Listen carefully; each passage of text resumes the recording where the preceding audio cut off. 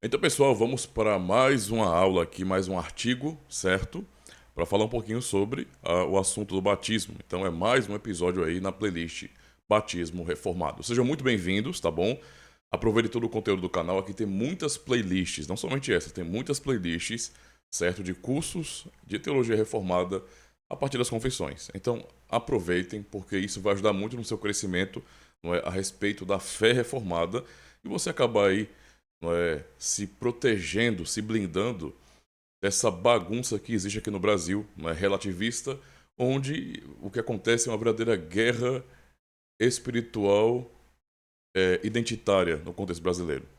Não é? Então vamos realmente aqui aprender sobre tradição reformada, não é? Especialmente, porque para mim a coisa mais importante de todas é a partir das suas confissões, da confessionalidade. Porque foi assim que a fé reformada foi construída, entende o que eu quero dizer com isso? A partir das confissões, certo? Então, se quer ser reformado de verdade, então subscreva Confissões Reformadas, certo? Vamos lá então para mais um artigo aqui importante a respeito, agora, dessa vez, do modo do batismo, né? Bem curioso, é um artigo curto, mas que vale muito a pena, tá? Então, um artigo aí do, mais uma vez, reverendo Ronald Rankle, né? O Ronald Rankle, o Renko, a tradução aí do Felipe Sabino de Araújo Neto, valeu mesmo. Vamos lá, certo? Vai falar bem assim, olha. Ao falar do modo do batismo, não desejamos antagonizar ninguém ou promover divisão dentro da Igreja de Cristo, né? Então, isso é importante compreender já de início, porque até mesmo o trabalho que eu faço aqui no canal, o objetivo não é divisão. Tem gente que acha que eu estou tentando dividir, né? Não é esse o objetivo. Mas, se para mantermos a unidade eu tiver que negar verdades históricas, então estou fora. É simples assim, né? Se tem um camarada que não quer saber de ecumenismo, sou eu. Não quero nem saber, tá? Respeito, eu sei que temos muitos pontos em comum com as demais tradições cristãs, mas, ainda que eu reconheça isso e respeite, eu preciso sempre deixar bem claro, ó, tem um limite do que é ser reformado, do que é ser católico romano, do que é ser ortodoxo, batista, luterano, anglicano e assim por diante, né? Então eu prefiro deixar aí essas marcas bem claras, né? Bem enfatizadas, né? Que são nossos distintivos históricos, tá? Então o objetivo não é divisão, certo? Mas não dá para negociar certos princípios.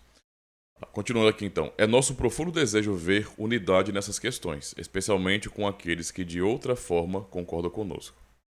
De nenhuma forma, né? De outra forma no caso. Contudo, frequentemente ouvimos que não há base bíblica para aspergir infantes e que tal prática é simplesmente uma influência do catolicismo romano.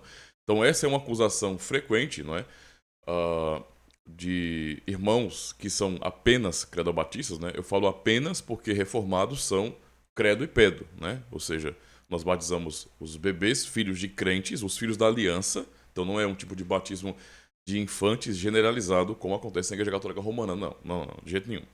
Não é? Nós batizamos filhos de crentes, ou seja, membros comungantes da igreja, filhos da aliança, certo? E é claro, aqueles que chegam na idade adulta, porque nunca foram batizados quando crianças, não receberam o batismo nem da Igreja Católica Romana, não é? Nunca foram batizados, então esses nós batizamos, quando eles vêm, então, a fé e assumem publicamente essa fé, beleza?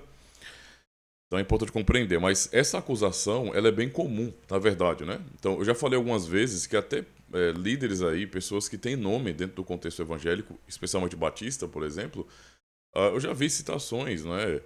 É, ou falas de que as igrejas reformadas, elas não são tão reformadas assim. E acabam meio que tentando usurpar, né, o entendimento da fé reformada, porque acabam dizendo que, por exemplo, a Igreja Reformada meio que deixou Calvino e os demais reformadores e a tradição reformada em si acabou deixando que muitas coisas de Roma passassem, né? Como se o assunto não fosse, na época do século XVI, abordado com seriedade. Tipo assim, vai deixando, sempre foi costume mesmo, tá? E, portanto, esses que agora rejeitam o pedobatismo, basicamente, são os que verdadeiramente defendem a sola escritura, né? Então, para mim, isso aí é... Primeiro que o pensamento é falacioso, né? Segundo, que é uma má compreensão do que é o solo escritura. Não é? E terceiro, não são reformados, né? Por isso que pensam assim. Então, eu entendo e respeito, mas essa é a questão. Essas acusações, então, são injustas, certo? E não levam em consideração como que o assunto foi debatido entre os reformados, né? Ah, ou seja, é um tipo de pensamento ou argumento ou fala vergonhosa, porque há seriedade com relação ao assunto, sim, né? Inclusive, é uma coisa muito simples. Além de você ver isso, para mim o ponto principal, sempre eu vou colocar, entendam bem, tá?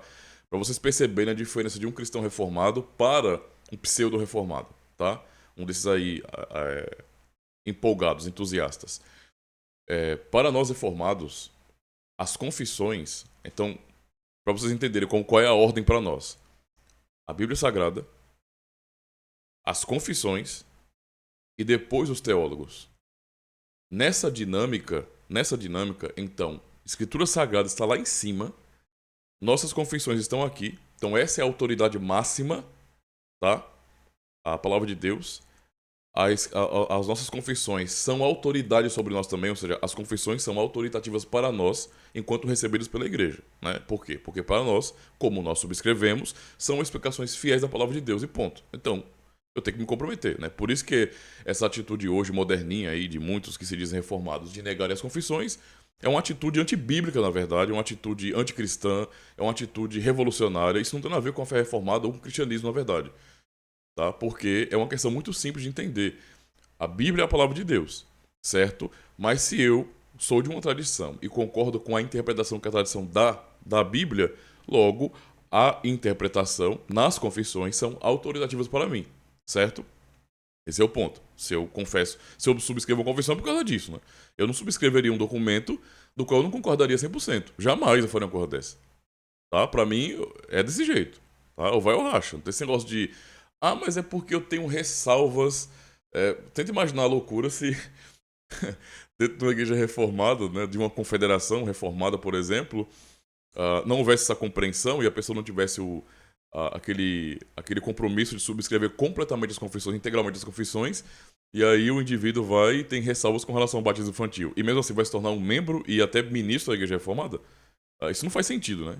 Isso era a pretensão de Armínio, tá? E dos arminianos também. Mas isso não faz sentido nenhum, né? Ou subscreve a coisa de verdade ou não. Ou tchau, vai procurar outra comunidade. É simples assim, tá?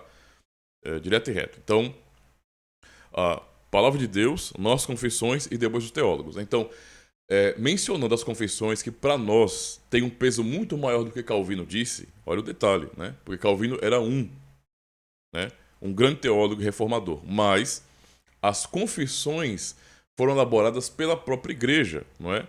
Na representatividade dos seus teólogos. Esse é o ponto, certo? Então, só olhar para as confissões vai se perceber de maneira muito clara como que, para, por exemplo, gerar os tais artigos ou perguntas e respostas de um catecismo, houve debate, né, entre eles. Houve estudo, exegese, não é? Esforço para definir aquilo. Não foi uma coisa tipo, deixa rolar, né? A mesma coisa se você vai ler as Institutas de João Calvino, você vai perceber, por exemplo, quando o Calvino vai falar sobre a questão do batismo, além de bater muito nos anabatistas, ele traz argumentos em defesa do batismo, né, que servem perfeitamente para o contexto de hoje, né, de pessoas que são batistas. É a mesma coisa, né? Quando o assunto é especificamente a questão do batismo, tá? Não em relação a outros, porque batistas e anabatistas são diferentes, isso é óbvio, né? Existe algum tipo de ligação? Sim, né? Mas é no que diz respeito ao batismo lá. Certo? Então o ponto é esse aí, beleza? A própria questão dessa rejeição evangélica, né, de ser anticatólico romano, isso pra mim, isso é anabatista, tá? Porque nós vemos na história que essa postura de rejeitar 100% Roma começa com os anabatistas. Tudo que tem a ver com a Igreja Católica Romana se rejeita, né? Isso é pra nós anabatismo, mas tudo bem. Vamos lá. Não no sentido específico do batismo, porque o apelido deles, o nome veio disso, mas é porque eles também tinham esse sentimento de revolução mesmo, né? Então, de fato, continuando aqui, ó, vamos lá. Contudo, frequentemente ouvimos que não há base bíblica para aspergir infantes e que tal prática é simplesmente uma influência, não é, do catolicismo romano. De fato, há vários livros anticalvinistas no mercado que simplesmente assumem que se uma igreja batiza infantes, ela deve estar errada em outras questões também, né? Então, é assim que nós enxergamos, essa é a realidade, tá? Então, para mim, eu não escondo isso dos irmãos, né? Para mim, você negou a doutrina reformada, né? Por exemplo, a teologia do pacto reformada, né? Não as demais versões aí que inventaram, que criaram. ah, e se você, por conta disso, né, você vai abandonar a prática do pedobatismo, isso é ser anticalvinista, tá? Não faz sentido ser calvinista e negar o batismo dos filhos da aliança. Isso não faz sentido, né, em canto nenhum, certo? Então é importante compreender. Vamos lá. Continuando. Até onde diz respeito ao modo do batismo, né, porque existe essa... Os anabatistas também eram assim, né? Depois os batistas assumiram essa postura. Quer dizer, claro que é uma coisa, quando nós vamos para o século XVI, XVII, você tem mudanças acontecendo de maneira rápida ali, e grupos se dividindo, etc. Mas, pensando hoje, né? Vamos pensar nos batistas hoje, né? Até aonde eu possa observar, né? Os batistas todos que eu conheci, eles têm essa ênfase, por exemplo, em que o batismo tem que ser por imersão. Para eles, até mesmo a forma do batismo determina se o batismo é válido ou não, muitas vezes, tá? Eu digo isso por experiência. Se eu não me engano, na Confissão de Fé de 1689, tem um artigo falando sobre isso também, não é? Depois eu confiro aqui e coloco na descrição. Mas se eu não me engano, eu li, né? Eu estava lendo esses dias aí. Uh, e eu, por experiência, né? Eu lembro muito bem de uma vez que uma pessoa realmente não aceitou que um membro... Já foi para mim uma coisa absurda, estranha pra caramba, né? Talvez o fruto de uma catequese muito ruim. Que um membro de uma comunidade, né, presbiteriana na época foi para uma igreja pentecostal. Aí desceu o nível bem... Só foi pesado, né? Não ficou nem próximo ali com os batistas, não. Foi pro pentecostalismo mesmo. E o que acontece? Quando esse irmão foi, né, para lá, houve protesto, né? Porque ele já sabia muito bem que os presbiterianos batizam por aspersão. E, portanto, é claro que ele foi aspergido. E houve protesto. Se não descer as águas, não vai! Foi mais ou menos assim, tá? E as pessoas falaram isso com orgulho. E isso não é coisa que eu vi, né? Isso aí então é complicado. Estranho pra caramba, né? Mas tudo bem. O contrário nunca aconteceria, né? Mas vamos lá. Até onde diz respeito ao o modo do batismo, não somente cremos que há uma base bíblica e sólida para a prática da aspersão, tá? Mas também que esse é o único modo de batismo reconhecido pela Escritura. Certo? Olhemos para a questão mais de, detidamente. Olha, observe isso aqui, ó. Isso aqui é importante, tá? Porque geralmente a defesa que existe, né, em relação à imersão parece um tipo de defesa lexical. Tipo, eita, baptismos, né, batizar significa emergir, né? É o sentido imediato, de repente, da palavra. Alguns realmente entendem que é assim, né? Eles realmente se focam. Parece aqueles caras que dão uma de conhecedores de grego hebraico e ficam usando o dicionário Strong, né, baixado aí em PDF, e citando, né, textos aleatórios e palavras aleatórias, né, desconstruindo sentidos, né? Não consegue compreender semântica, não consegue compreender, não conhece a língua grega, né, e nem o hebraico, não sabem fazer exegese, não sabem, não conhecem realmente nesse sentido as línguas originais. Né? Eles só estão usando dicionário. Isso é muito comum, tá? Muito comum mesmo. Especialmente, não no caso dos irmãos batistas, mas só tô dando um exemplo de como que se faz uso por tantas pessoas. Qualquer um hoje chega, cara, baixa sei lá, tem dicionário online aqui na internet de grego e de hebraico. Grego koiné até. Então a pessoa chega lá, tá vendo aqui, ó. Rapaz, nem é assim que funciona não, né? Mas tudo bem. Vamos à argumentação do reverendo Ronald Henkel aqui, né? Quanto à acusação que a aspersão é simplesmente uma influência do romanismo, apontaríamos que isso não é argumento de forma alguma. Pois é, né? Pois é. Se tudo o que Roma ensina deve ser descartado no protestantismo, até mesmo a doutrina da Trindade deve ser abandonada, né? Então isso aqui, o pessoal finge, né, que Não tem, uma coisa não tem a ver com a outra, né? Isso é fingimento. Então, muitas coisas. De onde nós saímos? Raciocinem, né? De onde nós saímos? Tá? Inclusive, eu não posso falar pelo protestantismo em si. Eu posso falar pela tradição reformada. Sabe por que nós não chamamos de igreja reformada desde o século XVI? Justamente pelo entendimento que não é, no Ocidente havia uma única igreja, que era a Igreja de Cristo. Tá? Era a manifestação da Igreja de Cristo no Ocidente, a Igreja Católica Apostólica Romana, que corrompeu-se, não é, ao longo dos séculos. E não é, o nome da Igreja Reformada é esse, porque entendemos, naquele contexto, Calvino e os demais, não é, que eles estavam reformando a única igreja que havia no Ocidente. Por isso o nome Igreja Reformada. Né? Se nós vamos rejeitar a Igreja Católica Romana de um todo, feito anabatista, o nosso nome reformado perde o sentido. Está ligado a isso também. Tá? É por isso. Ok? É por isso. Eu poderia até dizer, né? Claro que não é uma coisa que nós usamos, não usamos esse termo aí, mas podemos dizer de maneira muito clara que, qual seria uma definição precisa, né, para o nome de vocês na história, entendendo essa ligação e reforma da igreja que havia ali? Igreja Católica Apostólica Reformada. Se fosse para poder usar um termo, a gente não usa esses termos aí não, para nós basta a igreja reformada e pronto, tá? Mas é para vocês entenderem que essa rejeição total, não é assim de, não, eu não quero saber, cheiro, romanismo, eu odeio. Isso não faz parte da tradição reformada, tá? Esse sentimento forte de rejeição absoluta da Igreja Católica Romana é uma postura anabatista, não é da tradição reformada, certo?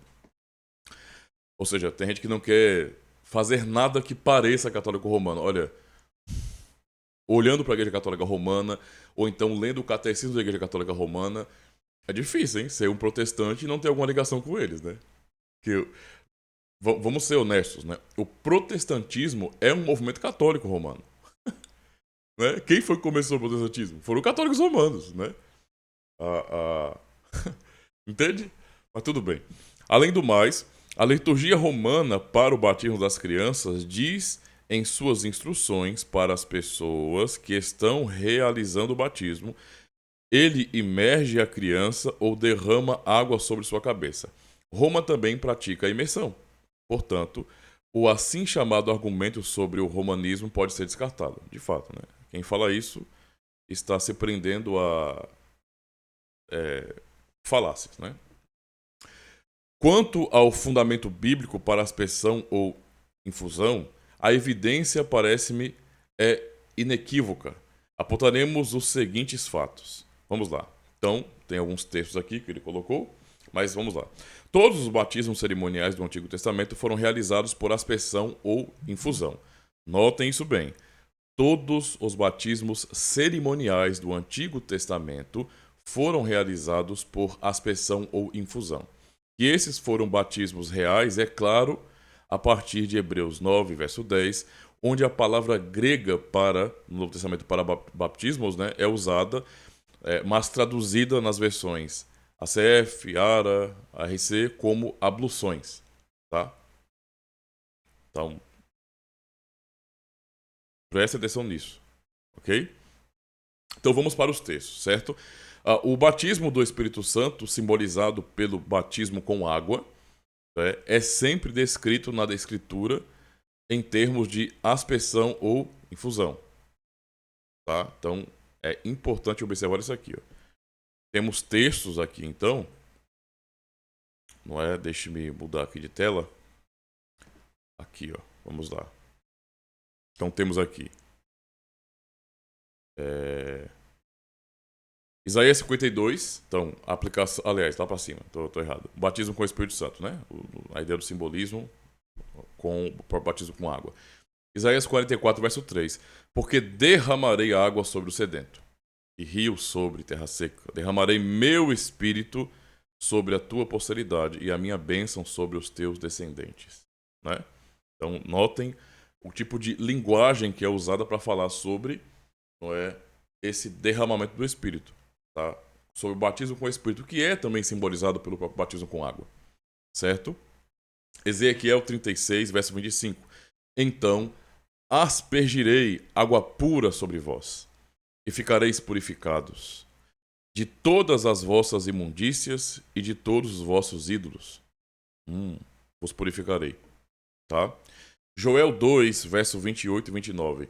E há de ser que, depois, derramarei o meu espírito sobre toda a carne, e vossos filhos e vossas filhas profetizarão, e vossos velhos terão sonhos, e vossos jovens terão visões. E também sobre os servos e sobre as servas, naqueles dias derramarei o meu espírito. Certo? Malaquias 3 e 10, não é? Eu sei que é um texto... por que está usando esse texto aqui? Porque toda vez que se fala desta bênção que vem de Deus sobre, não é, o seu povo, usa, não é, isso no sentido de derramar, vem de cima, tá? Então, trazei todos os dias a casa do tesouro, para que haja mantimento da minha casa, e depois fazei prova de mim, diz o Senhor dos Exércitos. Se eu não vos abrir a janela dos céus, e não derramar sobre vós uma bênção tal, até que não haja lugar suficiente para recolherdes. Então, a ideia de bênção que vem de Deus sobre o seu povo, né? Como algo que é derramado. Atos 2, verso 17 e 18. E nos últimos dias acontecerá, diz Deus, que do meu espírito derramarei sobre toda a carne. Os vossos filhos e as vossas filhas profetizarão, os vossos jovens terão visões, e os vossos velhos sonharão sonhos, e também do meu espírito derramarei sobre os servos e as minhas servas naqueles dias, e profetizarão. Certo? Atos 10, verso 44 e 45. Dizendo Pedro, ainda essas palavras, caiu, não é? Caiu o Espírito Santo sobre todos os que ouviam a palavra. E os fiéis, que eram da circuncisão, todos quantos tinham vindo com Pedro, maravilhavam-se de que o dom do Espírito Santo se derramasse também sobre os gentios. Tá? Então, é o que podemos observar aqui, não é? Vamos voltar aqui para o outro quadro. Sobre o batismo do Espírito Santo, simbolizado pelo batismo com água, é sempre descrito na Escritura em termos de aspersão ou derramamento, fusão. Ok? Muito importante, né? Vamos para um outro quadro aqui agora, né? Da mesma forma, a aplicação do sangue de Cristo em nós, simbolizada pela água do batismo, é sempre descrita na Escritura como sendo aspergida. Então vamos para mais textos a respeito disso, né? Então, vou mudar mais uma vez de quadro. Vamos lá.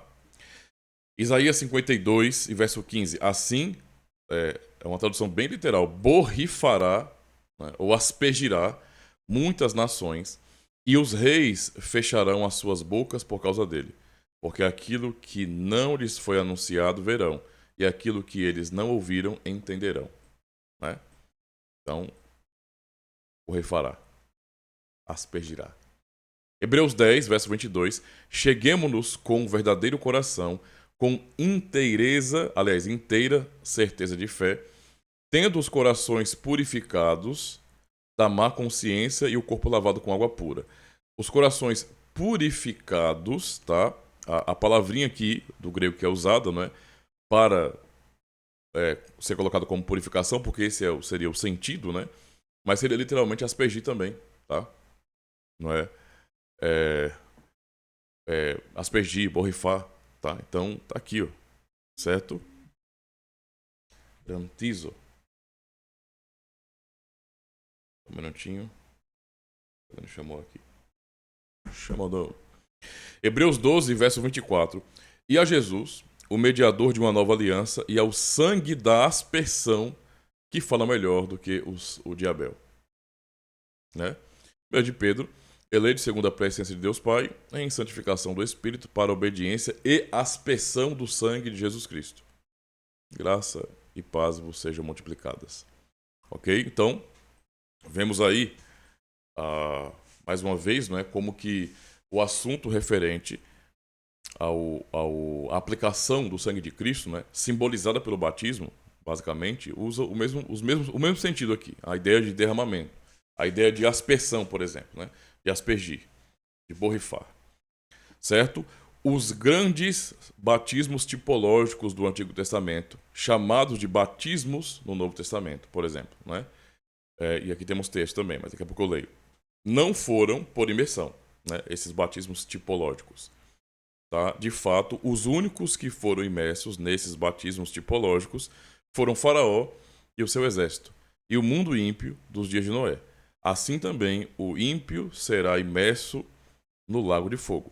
A imersão é uma figura, cremos, de julgamento e não de salvação, certo? E aí, só para poder concluir, vamos para o outro quadro, onde temos, não é, mais os textos aqui, batismos tipológicos. Então, 1 Coríntios capítulo 10, verso 2. E todos foram batizados em Moisés, na nuvem e no mar. Não é? Então, mais uma vez, quando se fala desses batismos tipológicos, não é, tem muito mais a ver com aspersão, não é, do que com a questão de você mergulhar, de você imergir, certo? 1 de Pedro 3, versos 20 e 21. Os quais no outro tempo foram rebeldes quando a longevidade de Deus, longanimidade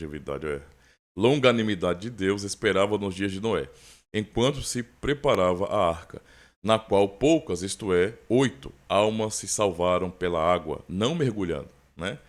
Que também, como uma verdadeira figura, agora vos salva o batismo.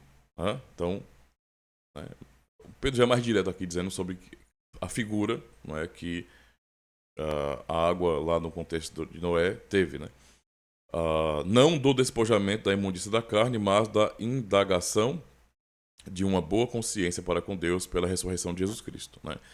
Então aqui temos mais um artigo para os irmãos refletirem um pouco a respeito do assunto, certo? Eu vou deixar o link, né, desse site aqui para os irmãos, porque eu estarei fazendo a leitura desses artigos na sequência mesmo, tá?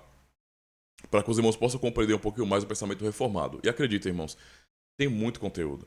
Além desse site aí, eu vou praticamente nesse assunto, né? Eu vou procurar zerar. Eu vou usar muito esse site aqui, certo? Onde tem muito artigo do Ronald Hankel também. Mas também do próprio Scott Clark, né? O site que ele tem lá, Rádio Catecismo, né? Alguma coisa assim. Tem muito conteúdo, sem contar o conteúdo que a gente não tem acesso, porque não está em língua portuguesa, ou pelo menos em inglês, né? Como é no caso do Scott Clark. Mas tem muito conteúdo para chegar aqui ainda, tá? Então, realmente, se vocês querem aprender mais sobre o assunto, se inscrevam no canal e vão assistindo, vão acompanhando o material todinho aí, não é? E claro, né? Especialmente se fortalecendo nessa playlist. É muito importante, né? Eu realmente tenho esse desejo de que as pessoas saibam qual é o pensamento reformado sobre o batismo, para que nós venhamos combater essas falácias que muitas pessoas levantam, não é? Dizendo que nós meio que fizemos um Ctrl-C, Ctrl-V de Roma. Isso é ridículo, tá? Isso é ridículo. Isso nem é um pensamento reformado, né? Nós reformados, o pensamento reformado em si, né, a tradição, não é de rejeição absoluta, né, mas é de julgar tudo pela palavra de Deus. Aquilo que é bíblico permanece, não é? É tirado aquilo que não tem apoio na Bíblia, tá? Então, infelizmente, essa rejeição que as pessoas têm, eu chamo de absoluta, né? Vem desse sentimento de revolução, dessa coisa de que eu não quero em nada parecer com católicos romanos. Isso é impossível, né? Porque nós saímos de lá. Então é impossível, certo? Mas reflitam bem sobre o assunto. Notem bem como que a Escritura, toda vez que fala sobre a ideia da obra do Espírito Santo, do sangue de Jesus Cristo, de batismos tipológicos, simbólicos, cristológicos, né? No sentido de apontar para a obra de Cristo em si, sempre fala em termos de aspersão ou efusão, né? Nunca de mergulho.